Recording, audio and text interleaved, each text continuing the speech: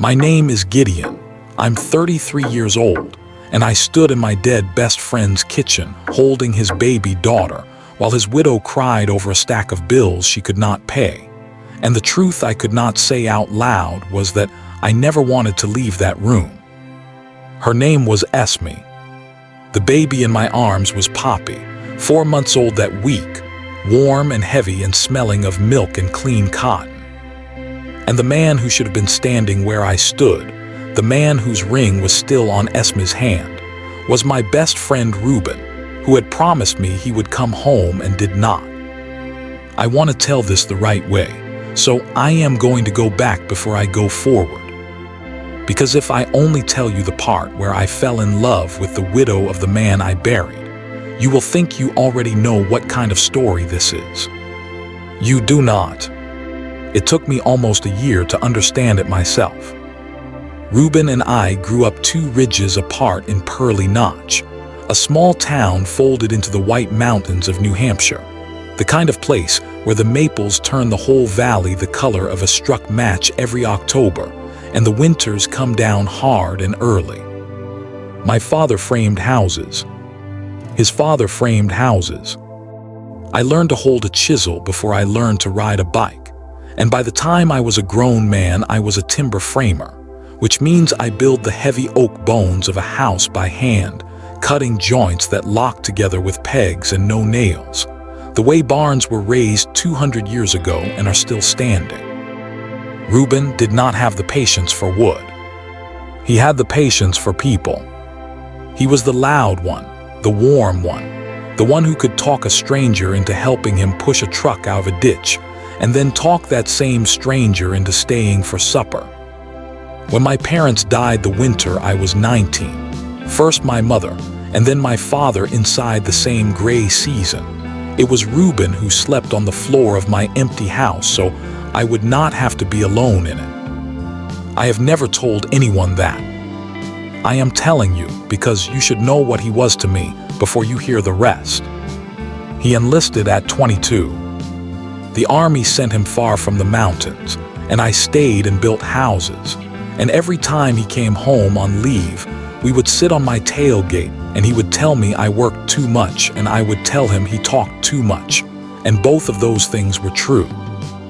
There is a thing about Reuben I have never been able to explain to people who did not know him. He noticed, in a valley full of hard, quiet men who will help you move a woodpile and never once ask how you are, Reuben would look at you across a room and know something was wrong before you knew it yourself. The winter my father died, Reuben drove 2 hours through a storm on a weekend pass because he had a feeling, and he was right, and he never once made me thank him for it. That was the size of the man. That is the man I spent a whole year trying to be worthy of. He met Esme at a friend's wedding when he was 26. She was a school nurse from over in the next county, quiet in a way that was not shy, the kind of quiet that is really just listening. I met her 3 weeks after he did, and I watched my loud friend go still and careful around her, and I thought, so that is what it looks like when it is real. They married in a field behind Reuben's mother's house, with the mountains going gold behind them. I stood up beside him and held the rings. Here is the promise, because everything turns on the promise. The last time Reuben deployed, Esme was 5 months along with Poppy. He came by my shop the night before he left, and he did not talk much, which for him was its own kind of alarm. He watched me playing a board for a long while. Then he said, "Gideon, if anything happens to me over there, I need to know somebody good will look after them. Not money. I mean somebody who shows up. Somebody who stays." I told him nothing was going to happen to him. He said he knew that, and then he asked me again anyway, and I understood he needed the words, so I gave him the words. I said, "I promise. If it ever comes to that, I will look after them like they were my own." He gripped my shoulder hard and he said, "I know you will. That is why I am asking you and not anybody else." Then he told me I worked too much, and he left. And that was the last real conversation we ever had. He was killed 11 weeks later. Poppy was 6 days old. I am not going to walk you through the funeral in detail, because some grief is not mine to hand around for the sake of a story. I will only tell you what I need you to carry forward. I will tell you that they folded the flag into a tight triangle and put it in Esme's hands, and that she held it against her chest with one arm while she held Poppy with the other, and that she did not fall apart the way people expected her to. I will tell you that Reuben's mother, Ruth, stood beside her the whole time, straight as a fence post, though she had just lost her only son. And I will tell you that I stood at the back in a borrowed dark suit, and that when it was over and the cars were leaving, Esme found me and said, "Reuben told me what you promised him. You do not have to." And I said, "I know I do not have to." That was the first version of the line that would run through the whole year like a seam through stone. She would say some version of, "You do not owe us this." And I would say some version of, "This was never about what I owe." I did not fall in love with her at the funeral. I want to be clear about that, because I have turned this over 1,000 times and I need it to be true. What I felt at the funeral was duty and grief and a cold determination to be the man my friend had asked me to be. Love came later and slower, and it frightened me when it came, because by then it felt like theft. So I showed up. That first autumn and winter, I showed up the way you show up when showing up is the only prayer you know how to say. The porch steps on their little house had gone soft with rot, so I tore them out and built new ones out of oak. The truck Reuben had left behind would not start, so I rebuilt the starter at my bench and put it back in. When the first real snow came, I plowed their short driveway before I plowed my own. I never stayed long. I would fix the thing and drink 1 cup of coffee and go, because staying longer felt like taking something that was not mine. The house itself was the problem I could not fix with a chisel. It was a small cape, 140 years old, sitting on 11 acres that had been in Reuben's family for 4 generations. Reuben and Esme had bought it from his family before Poppy was born, and there had never been quite enough money, and the mortgage sat on it like a stone on a chest. Esme was a school nurse on a school nurse's pay, and now she was that and a widow and a mother all at once, and the numbers did not work.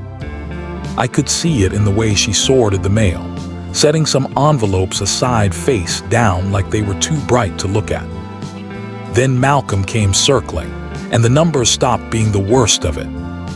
Malcolm was Reuben's uncle, his late father's younger brother, a heavy-set man with a soft handshake and a hard eye, who ran a small excavation outfit 2 towns over, and had spent 30 years being disappointed that the family land was not his. He showed up at the house about 2 months after the funeral in a clean truck, wearing sympathy like a coat that did not fit him. He told Esme he was there to help. What he was there to do was talk about the land.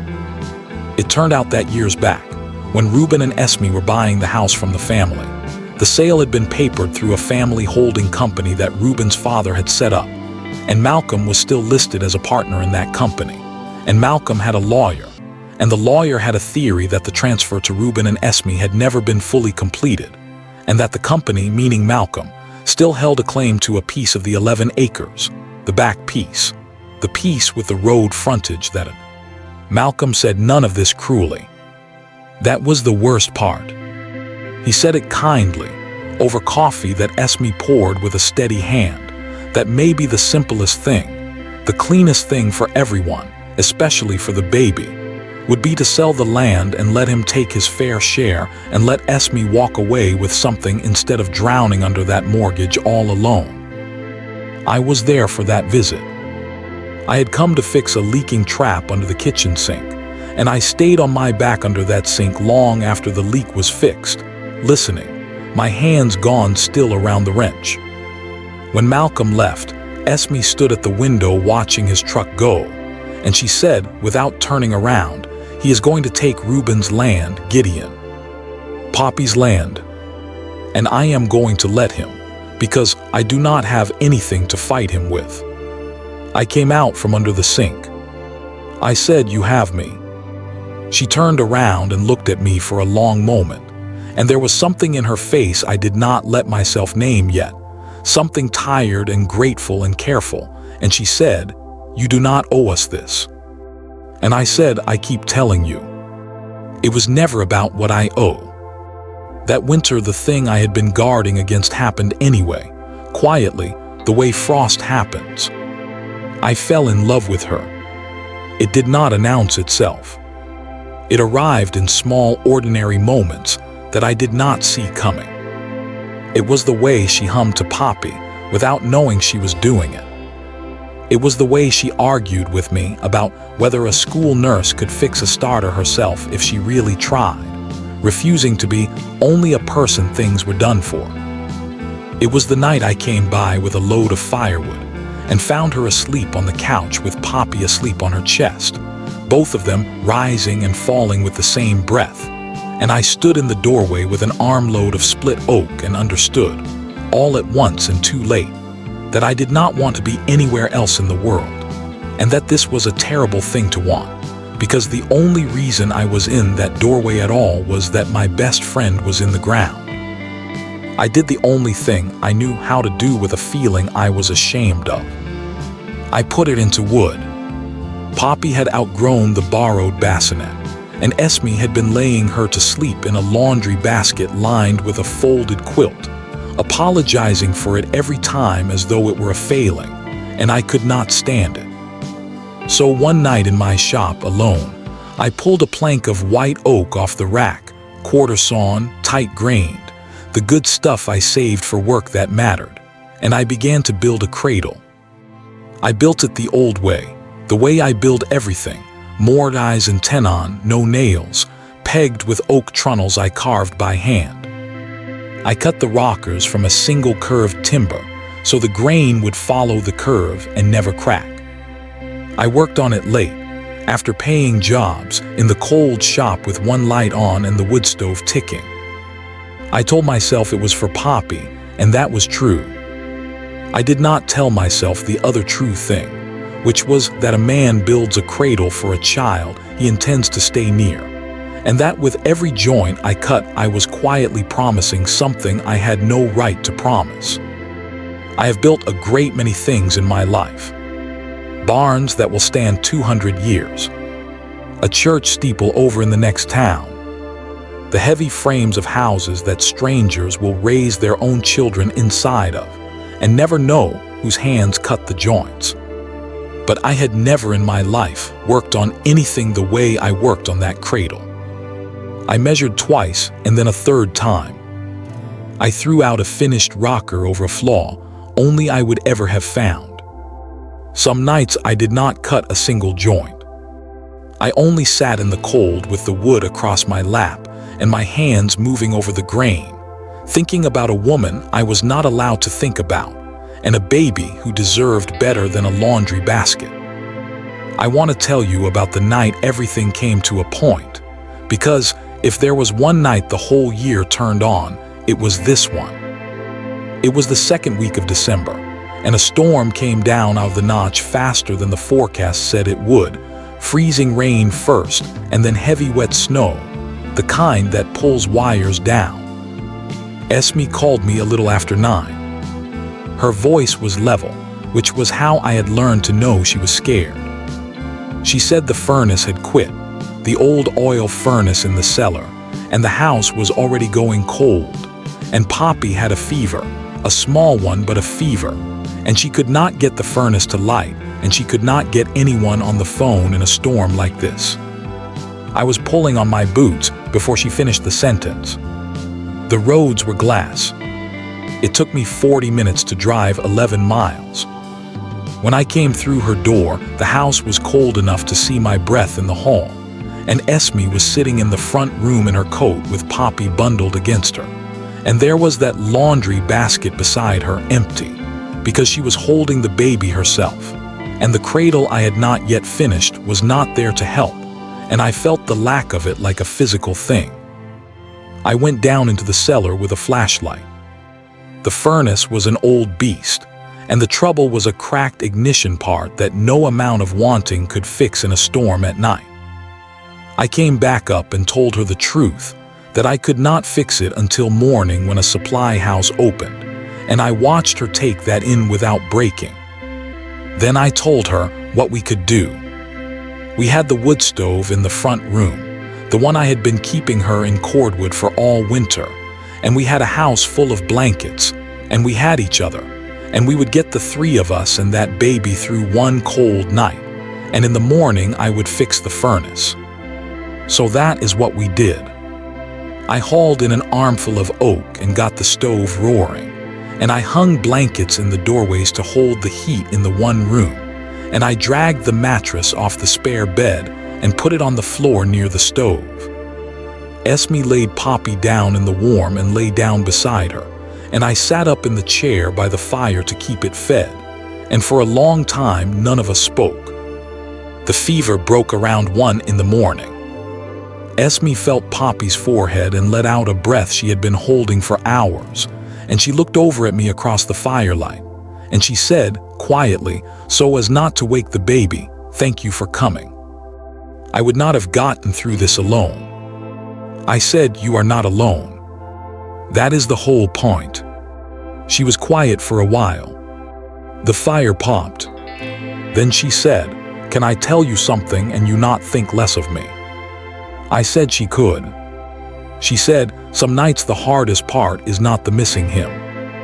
The hardest part is that I have started to be able to breathe again, and I feel like a traitor every time I catch myself being all right. Like being all right is a thing I am stealing from him." I could not speak for a moment, because she had just described exactly the shape of the thing living in my own chest, and she did not even know it. Then I said, "I do not think less of you. I think that is the bravest thing a person can do, to keep on living for someone who needs you when part of you would rather stop." She was crying quietly, the way she did everything. And then, without either of us deciding it, she moved so her head rested against my shoulder, and I sat very still, feeling the whole warm weight of her exhaustion lean into me, and I did not put my arm around her because I did not trust myself, and I did not move away because I could not. We stayed like that until she fell asleep, and I stayed awake the rest of the night feeding the fire, one hand near hers and never quite touching it, more full and more ashamed than I had ever been in my life. In the morning, I drove down the mountain, bought the ignition part off a man who opened his supply house early for me because that is how it is up here, came back and fixed the furnace. Heat came up through the floors. Esme made eggs. Poppy, well again, grabbed my finger with her whole fist and would not let go. And I looked at the two of them in that warm kitchen, and I understood that I had to leave. Not that morning, but soon and for good, because a man cannot go on standing in the doorway of a life that grief handed him by mistake. So I pulled back. It was the coward's mercy, and I knew it even as I did it. I stopped coming by unless something was broken. I answered her texts a beat too slow. When she asked if I wanted to come for Sunday supper, I said I had a job running late, 3 Sundays straight, and the third time there was a silence on the line before she said, "All right," that told me she had counted them too. I told myself I was protecting her. Really, I was protecting myself from the size of what I felt. The cradle sat in my shop under a canvas drop cloth, 3/4 finished, and I could not make myself work on it, and I could not make myself throw it out. It was Ruth who came and found me. Reuben's mother. She drove up my long driveway on a raw afternoon in February, a woman of 67 in a wool coat, and she walked into my shop like she owned it, and she pulled the drop cloth off the cradle before I could stop her. She stood there looking at it for a long time, running one hand along a rocker, along the grain I had cut so it would never crack. Then she said, without turning around, "This is the finest thing you have ever made. Why is it under a sheet in a cold barn instead of under my granddaughter?" I did not have an answer that I was willing to say. Ruth turned around and looked at me the way only a mother who has buried her child can look at you, with a grief so old and so worn smooth that there was room in it for other people. And she said, "You think I do not see it? I have buried a husband and a son, Gideon. I see everything now. It is the only thing dying leaves you. I see the way you look at her, and I see the way you have run off these last weeks, and I know exactly why, because you are a good man and good men are the ones who punish themselves." I said he was my best friend. She was his wife, I cannot. It would be a betrayal of him. And Ruth said the thing that took the roof off the year. She said, "Sit down, because I am going to tell you something my son said to me that I have been carrying since the funeral, waiting to know if I should ever give it to you." And I sat down on my own workbench like a boy. And she said, "The last time Reuben was home, before that final deployment, he sat with me on my porch, and he was quiet in a way that scared me. And I asked him what was wrong, and he said, 'Mom, I made Gideon promise to look after them if it comes to it.' And I said that was a good thing to do. And he said, 'Mom, that is not all of it. If it comes to that, I do not want them looked after like a chore. I want them loved. And if the person who ends up loving them is Gideon, then I will have died knowing my wife and my girl are with the best man I ever knew. Do not let him spend his life alone out of loyalty to a dead man. Tell him I said so.' I put my face in my hands. Ruth let me sit with it. Then she said, gently, 'He gave you permission before you ever knew you would need it. The only person still holding you guilty is you. And the good Lord knows you have held that post long enough.' I did not go running down the mountain that night to declare anything. Grief and love do not move that fast, and neither do I. But something that had been clamped shut in my chest for months came loose, and for the first time I let myself imagine, without immediately convicting myself for it, a life where I got to stay. While I was learning how to forgive myself, Malcolm was closing his hand. His lawyer sent Esme a formal letter in early March, a demand dressed up in soft language, giving her until the end of the school year to agree to a sale of the back parcel, or face what the letter called a quiet title action, which is a lawsuit that asks a court to decide who really owns a piece of land. Esme called me because she did not know who else understood land and old paper. I drove over, and this time I did not fix the leak and leave. I sat down at her kitchen table, and we spread every document Reuben's family had ever generated across it, deeds and the holding company papers, and 40 years of tax records, and we started reading. I am a carpenter, not a lawyer, but a timber framer spends his life reading old joints to understand how a thing was actually put together versus how it looks, and paper turned out to be not so different. We found a lawyer of our own, a semi-retired woman named Prudence Halloran, who kept an office over the hardware store and charged us almost nothing because she had known Reuben's father. And over 3 weeks, the three of us found it. Buried in the tax records was proof that Reuben and Esme had paid the property taxes in full, in their own names, every year since the purchase, and that the holding company had signed a quitclaim years earlier that Malcolm's lawyer had either missed or hoped we would. The claim was smoke. Malcolm had no real hold on the land.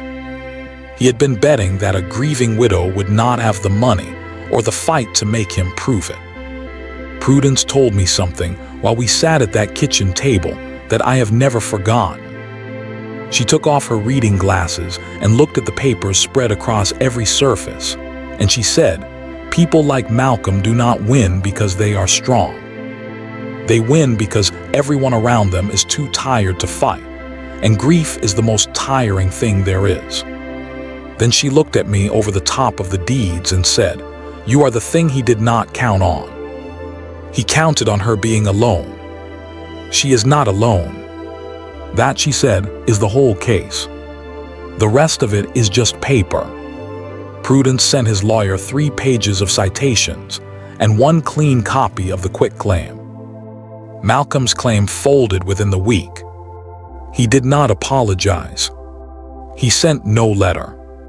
He simply stopped, the way a bully stops when the lights come on. The land was Esme's, free and clear of him, and always had been. But the mortgage was still real, and the little cape was still cold and old, and too much for 1 school nurse's pay. And that was the day I stopped guarding the last thing I had been guarding. I asked Esme to walk out back with me, onto the 11 acres that were now indisputably hers and Poppy's. It was late March, mud season, the snow going gray and sinking. I walked her to the high meadow, the flat piece with the long view down the notch where the morning light came first. And I told her the truth, all of it, the way I should have told her months before. I said, "I have loved you since the night I found you and Poppy asleep on a couch, and I have spent every day since then believing that loving you made me a thief and a traitor to the best friend I ever had." And then his own mother sat me down and told me that Reuben asked, in so many words, for me to love you if it ever came to this. I am not standing here because I owe him a debt. I stopped believing that a while ago. I am standing here because I love you, and because I want to build you and Poppy a house on this ground with my own 2 hands, a house that is warm and paid for and yours, whether or not you ever love me back. That part is not a condition. I need you to know that. Esme was quiet for a long time, which I had learned to wait out. Then she said, "You told me a dozen times that this was never about what you owe." She was crying and half laughing at once. "I did not believe you. I thought you were being noble." She stepped close and put her hand flat on my chest and said, "I have been in love with you since the night the furnace died, and you sat in that chair all night and never once reached for me because you thought you had no right to. Do you know what that did to me?" She said, "I have been so afraid you were only staying out of a promise." And I said, "It stopped being a promise a long time ago." And I kissed her there in the mud and the going light with the mountains around us, and it was the first thing in a year that did not feel like something I was stealing. I built the house that summer, and the town built it with me. That is how it is done up here, and it is how it was done for Reuben's widow. I drew the frame and cut the joints all spring in my shop, hundreds of them, every mortise and tenon by hand, white oak and eastern hemlock, a simple strong house, a story and a half with a deep porch that faced the morning view. And on a Saturday in June, we raised it the old way, the way I love best in the world. 30 people from Pearly Notch and the valley below turning out with pike poles and mussel and casseroles, lifting the great bents up by hand, walls of joined timber rising against the summer green, while children ran in the tall grass and Ruth sat in a lawn chair directing everyone like a general and crying, and not caring who saw. Malcolm did not come. Nobody missed him. By dark, the whole skeleton of the house stood against the stars, pegged tight, not a nail in the bones of it, and we ate at long tables in the meadow, and Esme found my hand under the table and held it in front of everyone, and I was not ashamed. I finished the cradle that August. I took the drop cloth off it and brought it out of the cold shop into the light, and did the last of the work in the doorway of the new house, sanding the oak until it was smooth as river stone, rubbing in oil until the grain came alive. On the headboard, where a maker might carve his initials, I carved instead a small band of oak leaves and 1 acorn, because an acorn is a whole forest that has not happened yet, and I set it in the room that would be Poppy's, and I laid her down in it, and she gripped the rail with her whole fist the way she had gripped my finger in that cold kitchen in the winter. And she went to sleep, and Esme stood in the doorway with her hand over her mouth. We married in September, a year and some from the worst day of our lives. In the meadow behind the new house, with the mountains going gold again, the way they had gone gold behind Reuben and Esme in that other field a lifetime before. It was small. Ruth stood up beside Esme, where a mother stands. I asked no one to stand up beside me, because the man who would have stood there was not there to do it, and everyone who loved us understood that empty place and honored it. And in a way, he was the most present person there. Poppy, 13 months old, walked her first real steps that day, across the mown grass, from Ruth's hands to mine, and the whole meadow forgot the vows for a minute to watch a baby learn to walk toward her father, which is the word I had quietly become. I have thought a great deal in the years since about loyalty and about grief, and about what we owe the dead. I used to believe that love had a fixed shape, that if I gave my heart to Esme, I was somehow taking it away from Reuben, as though there were only so much of me to go around, and honoring one person meant robbing another. I do not believe that anymore. I have come to think that grief is not a wall you build to keep the dead safe from being replaced. I have come to think it is more like the frame of a house. It holds a shape open, and the living are meant to move into that shape and fill it with warmth, not to stand outside it forever in the cold, guarding an empty room out of love. I think about the men I grew up around, good men, hard men, who lost a wife or a brother or a son, and then spent the rest of their lives standing outside that open frame in the cold, mistaking their loneliness for loyalty, believing that to be happy again would be a kind of forgetting.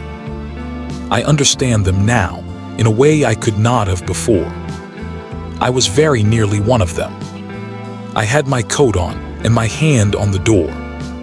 What saved me was a dying man with a heart wider than my own, and a mother brave enough to carry her son's words for a whole year until I was finally ready to hear them. Reuben did not ask me to grieve him for the rest of my life. He asked me to show up. He asked me to stay.